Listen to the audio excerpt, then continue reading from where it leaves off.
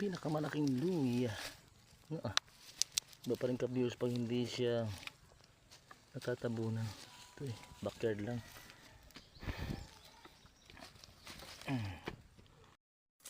Ari pa rin luya.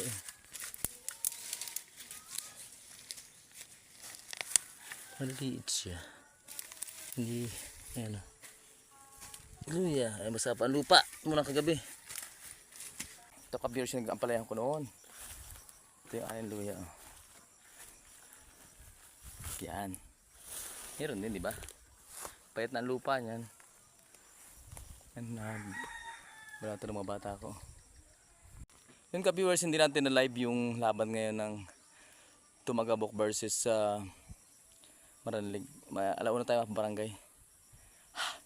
Sideline muna. Ay, walang kortahin. Ang hina ng star sa video. Kung hindi pa mag-star din sa luya. Saka gagulayan kita. Ay, ang hirap ng walang kwarta.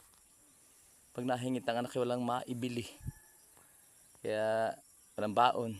Dito muna tayo sa ating gulayan. 1 PM tayo mapasibuyaw. Bahala mo sa iski doon.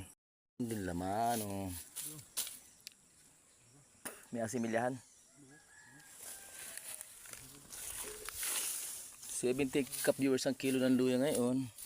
Salamat kay Unil sa binigyan niyang luya pound.